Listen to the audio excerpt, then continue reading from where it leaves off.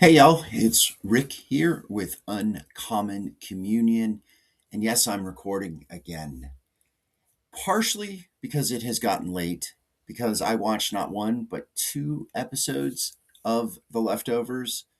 More significantly, though, I really wanted to talk to you this evening. As much as I enjoy writing, and I'll be honest with you, y'all, looking at numbers and looking at, who's reading and I'm not sure if you prefer videos or reading more or written, you read or watch or listen, because obviously you can listen to this as well. I'm not really sure. So it's hard for me to tell which one is most significant, which format. That said, there are times like tonight where I want to share things that I think are better spoken so you can hear them rather than just reading them. Before that, though, let's begin as we always begin by staking a claim to a reality. Because here's the thing, y'all, there's always multiple narratives, there's always multiple viewpoints. Not to break things down, good and evil, light and dark. There are, though. And we're seeing that. The question is, and the question that today's psalm is going to raise and answer definitively is is God love, justice, peace, connection, and so forth, all of that, or not? And let's affirm what is the belief of planetary pilgrims who are on the way of Christ, that we are always and everywhere in the holy presence of the more and each other. So I do want to talk to you about The Leftovers because I watched the last two episodes of the first of three seasons. Before that, though, I want to urge you strongly to read two articles that I have linked in the notes below. And I'm going to put them right up top, even before the psalm and before the poor Bishop Hooper rendition. Because I think these two are really important reflections on where the strength is right now, where the courage is, what we need to look to and look at, and also the depth of the depravity and the evil that we are in the midst of. And I think you're going to hear that those same themes in what I'm going to share about the leftovers, and also you're going to hear that in the psalm. So part of why I wanted to record and maybe why this might be a little bit longer tonight is because there's just a lot of themes that are coalescing for me. The first one is an article from the New Republic. And you may not have come across this. It might be a periodical publication you don't read. I really like it. I subscribe to the print and the digital. It's relatively inexpensive. I recommend that you check it out. But there was an article just published, I think just today. What's the date on it? Yeah, just today, the 5th. And it is called, I'm probably going to put the image of it in the chat or in the image, the heading, the thumbnail for the episode. And it is called "The People of Minneapolis Will Simply Not Let the ICE Thugs Prevail." And it's written by someone from Minneapolis who knows the city, who goes back and witnesses and talks to people, one of whom is his old Catholic priest from grade school. And he goes back and he sees this. And I'm going to read to you the last paragraph of the article because, well, because. So, one lesson from living, he talks in the article about the harshness in Minneapolis, just and he mentions at one point about protesters going out in the absolute mind-numbingly cold, and how they, between two people, they have something like 37 layers of clothing on, or 37 pieces of clothing, which, is kind of mind-boggling, even from someone that likes to dress in layers, right? But he says this, he says, one lesson from living through four seasons every year: all things are temporary. Seasons change, circumstances and governments change. The frozen lakes thaw out and turn liquid again, and the sidewalks don't stay glaciers forever. Every winter becomes part of lore. Someday over a campfire, they'll tell the story of the winner of 26. We've had some rough winners, but that one, they'll say, one sure was a doozy. Yeah. And we're still living it, y'all. Although with Embolic a few days ago, we're on the other side. The light is returning. Um, but yeah, the winner of 26. So keep that thought in mind. The other article that I am going to recommend is from Raw Story. Again, maybe something you're not familiar with. It's for the most part, it is a progressive news aggregator. So it's pulling in stories, progressively minded stories from various sources. But it also has an editorial staff. And this is an editorial piece that was again published on the 5th. And it's going to talk about, and maybe you haven't come across this in the mainstream media, corporate media, if that's what you're paying attention to mainly, but how totally effed up this last drop of the Epstein documents was, and how much was not redacted, how the victims were exposed. Literally, some nude photos of the victims is in all of that material, right?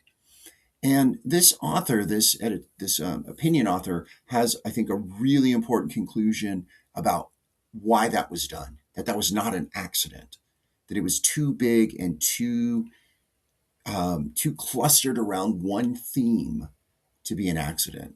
And he basically says it is a last-ditch effort by the regime to try to silence the victims. And he says at the very end of this article that, until we get this regime dislodged and disgraced, we are not going to know the full truth unless the victims speak. And what he is saying is all of this messed up redactions, all of this exposing of villains is a warning, of survivors, of victims, is a warning shot to say, we can destroy you. So again, I think two important articles.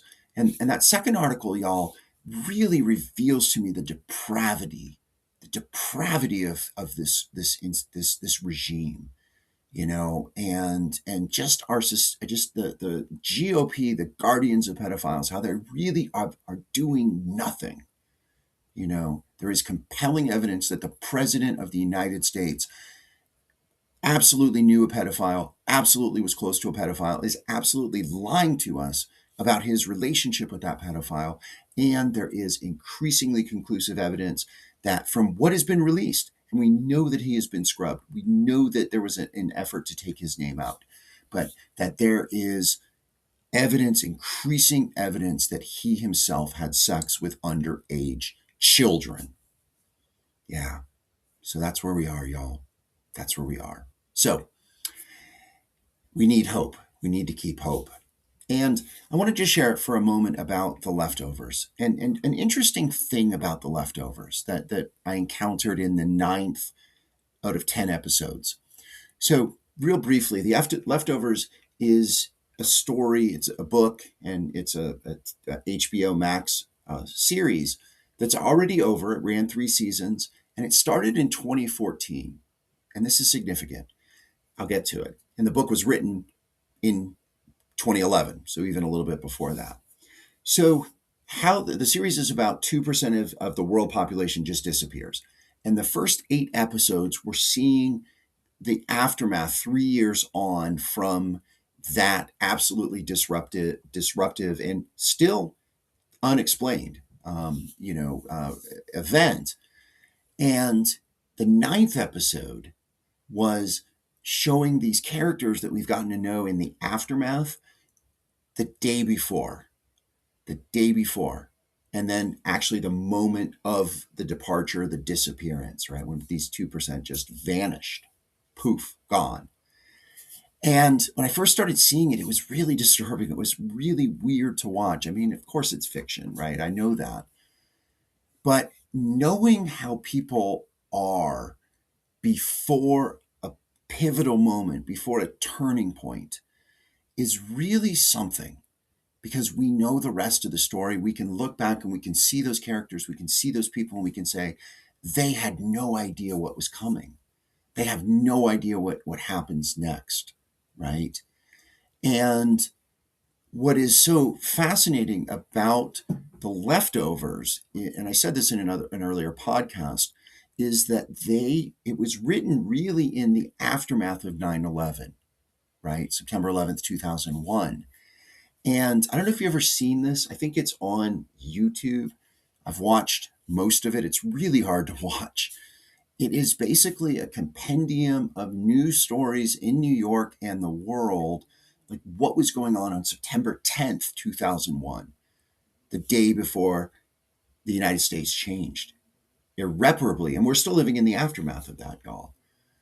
What's interesting about the leftovers is that it is before 2016 and Trump's rise, 2020 and the pandemic, and 2025, Trump 2 and all of that, and even the moment we're in now. And it's kind of funny because I'm listening to a podcast. I like to watch episodes and then listen to podcasts about those episodes. And these two guys, they talk about Twitter and they talk about 144 characters, right? Which we know what happened to Twitter. We know it was not 144 characters anymore, all of that stuff. So they're recording, I think, in 2014 when the show first comes out. So just having the sense of the before the turning point and the shift. And here's the thing, y'all. Right now, we are living in a before, right? We're living in an after, but we're always living in a before because we have no idea what tomorrow could bring, right? Tomorrow could be an absolute turning point shift in history. It may not be, right? But it's probably more likely to be because of all the craziness that we have seen. We know the murder of Renee Good was a turning point. We know that the murder of Alex Peretti was a turning point. What is the next turning point? Is it tomorrow or what? Right? Nevertheless, y'all, we go forward in hope. And I think that's the thing, right? That's the thing, is that this story is not yet written, but we hope we know how we want it to continue our story, this moment, right? And this psalm in particular, I think, is unique in part, and we're talking about Psalm 37. It's unique in part because I believe it's the first of the psalms that we have gone through where it is you. The psalmist is speaking to you and to me. It is an exhortation as opposed to a personalization.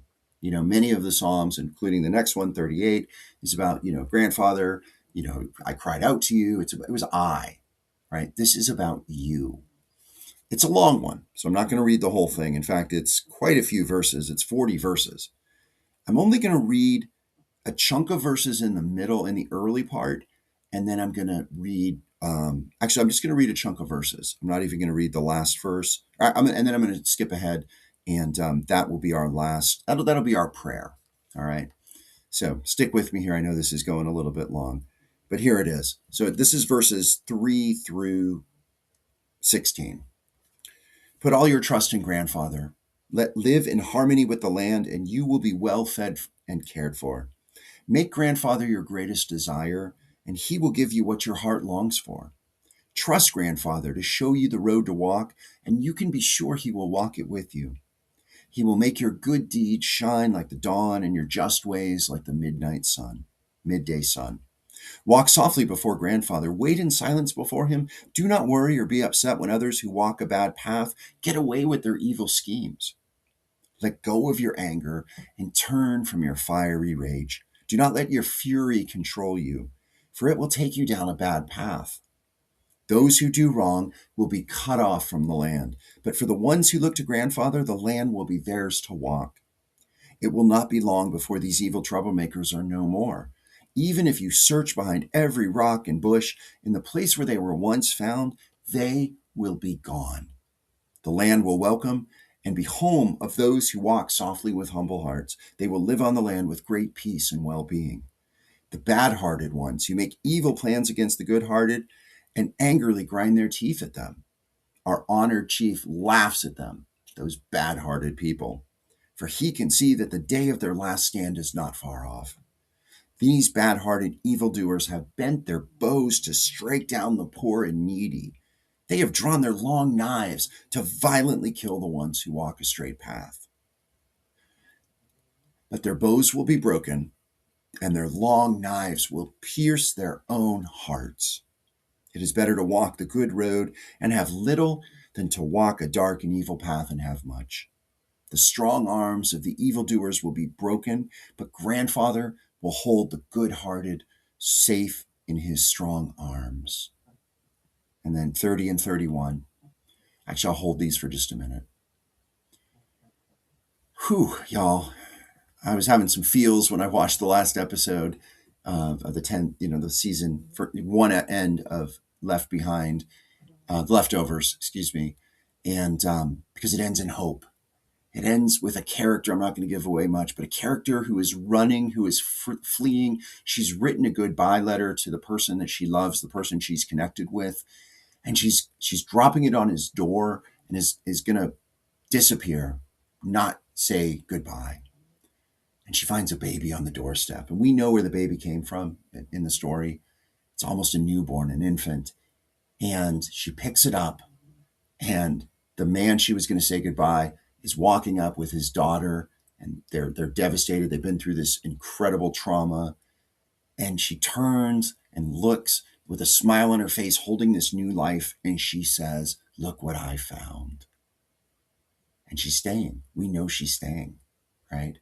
So there is hope, y'all. There are signs. This is ending. This is passing. This sick, disgusting, deplorable, vile regime is collapsing.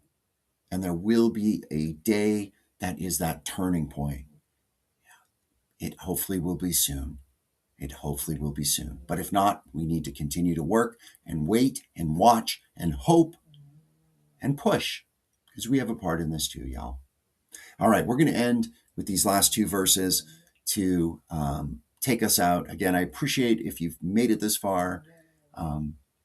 This evening has been a lot to me, and I hope I've shared that with you here. All right, so verses 30 and 31. The mouths of the good-hearted speak words of wisdom. Their tongues tell the stories of the Creator's right ways. They have Creator's instructions planted deep in their inner being and stay in step with his heartbeat. All right, y'all, I hope we can do that no matter what tomorrow brings or the next day brings, that we know that we have Creator's instructions planted deep within our hearts, and that we can stay in step with God's heartbeat. God, who is love, who gives us courage to hold fast, y'all. Hold fast, y'all. Blessing and good, be well, be bold. Hold fast, y'all.